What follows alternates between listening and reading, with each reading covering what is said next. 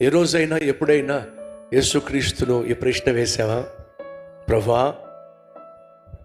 నువ్వు బహు పరిశుద్ధుడు కదా, నువ్వు బహు సౌందర్యము కలిగిన వాడివి కదా, 10,000ల్లో అతి ప్రియమైన వాడివి, బహుకాంక్షణీయుడు కదా.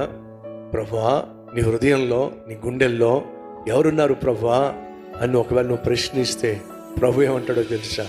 నువ్వు దగ్గరగా వచ్చి నా కళ్ళల్లో కళ్ళు పెట్టి చూడు. నా కళ్ళల్లో ఎవరైతే నీకు కనిపిస్తారో వారే నా గుండెల్లో ఉన్నారు. ఇప్పుడు చెప్పండి, నువ్వు యేసయ్యకు దగ్గరగా దగ్గరగా దగ్గరగా ఎంత దగ్గరగా వస్తే అంత స్పష్టంగా నీకు అర్థమవుతుంది యేసయ్య గుండె నిండా నువ్వే ఉన్నావని, నువ్వే ఉంటావని. ఇది దేవుని యొక్క ప్రేమ. ఎప్పుడైనా యేసయ్యకు దగ్గరగా వచ్చి చూసావా?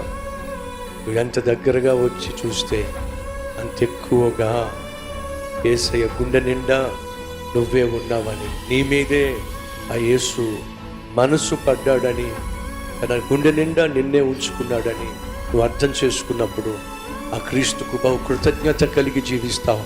బ్రతికినంతకాలం తనకు ప్రియమైన బిడ్డగా బ్రతుకుతావు. ఎంతకాలం దేవునికి దూరంగా ఉండి అడ్రస్ లేకుండా జీవిస్తావు. త్వరగా యేసయ్య దగ్గరకు వచ్చేసేయ్. ఆయన గుండె నిండా నువ్వే ఉన్నావు. త్వరగా రావాలని ఆయన ఆశిస్తున్నాడు.